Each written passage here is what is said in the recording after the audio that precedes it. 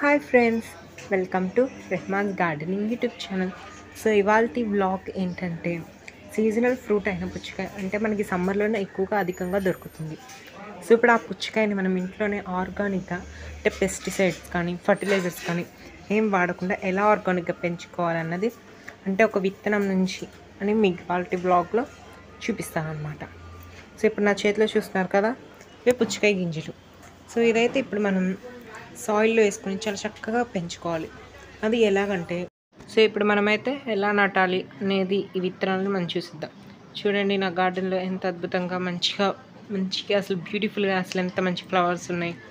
అసలు భలే ఉంది కదా. సో ప్రతి గార్డెనర్కి ఇది ఒక మంచి ఫీలింగ్ అనమాట. ఇప్పుడు ఈ కుండీ చూస్తున్నారు కదా, ఆ కుండీలోనే ఇప్పుడు వేస్తాను మొత్తం కూడా. సో ఇదిగో ఈ కుండీలోనే వేసేస్తాను ఇప్పుడు ఈ విత్తనాలని. ఏం లేదు, జస్ట్ ఈజీగా పైన జల్లేసుకొని దానిపైన కొంచెం మట్టిని వేస్తే తర్వాత కొంచెం వాటర్ వేసి సరిపోతుంది. ఇప్పుడు ఈ విత్తనాలు వేసాను కదా, ఇప్పుడు దీన్ని లోపలికి కొంచెం నాటుకుందాం. అంటే బయటికి గాలికి ఎగిరిపోకుండా లోపలికి కొంచెం నాటుకొని పైన కొంచెం మట్టిని మనం వేస్తే సరిపోతుంది. అండ్ తర్వాత లాస్ట్లో కొంచెం వాటర్ని చిలకరిస్తే మనకు సరిపోతుంది. సో ఇప్పుడు నేను ఈ పక్క కుండీలో ఉన్న పొడి మట్టిని అయితే ఈ విత్తనాల పైన వేసేస్తున్నాను. అంటే గాలి రాకుండా విత్తనాలు మనకి ఎగరకుండా ఉండడం కోసం మనం మట్టిని వేసి, లేకపోతే విత్తనం అన్న కొంచెం లోపలికి పెట్టాలి. అంటే ఇది తీగ జాతిది కదా పుచ్చకాయ, మరీ ఎక్కువ లోపలికి పెట్టేసామనుకో మొక్క విత్తనం గాలాడక వాటర్ తీసుకోలేక చచ్చిపోతుంది. సో ఇలా మనం పైన విత్తనం పెట్టేస్తున్నారు కదా, ఇప్పుడైతే విత్తనం పెట్టేసుకున్నాను. సో ఇప్పుడు కొంచెంగా వాటర్ పైన నుంచి చిలకరిస్తే మనకి ఇంకా మొక్క అది విత్తనం ఏదైతే ఉందో అది అసలు కదలదు. అంటే చెక్కు చెదరకుండా అంతే ఉంటుంది. దీనికి సన్లైట్ కావాలి అండ్ వాటర్ డైలీ పోయాలి. డైలీ 2 times పోస్తే చాలు. అంటే స్ప్రేయర్లో ఉంటే స్ప్రే చేసినా మంచిదే.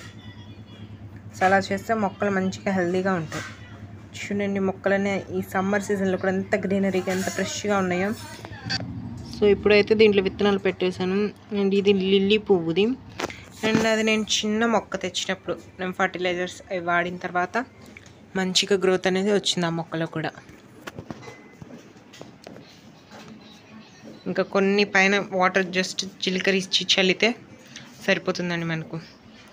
ఇది మనకి ఒక 10 to 20 daysలో మనకి ఆ మొక్క అనేది వచ్చేస్తుంది అనమాట. చూడండి, పైన చిలకరిస్తాను కదా, ఇంకొన్ని వాటర్ మిగతా ప్లాంట్స్ కూడా వేసేస్తున్నాను.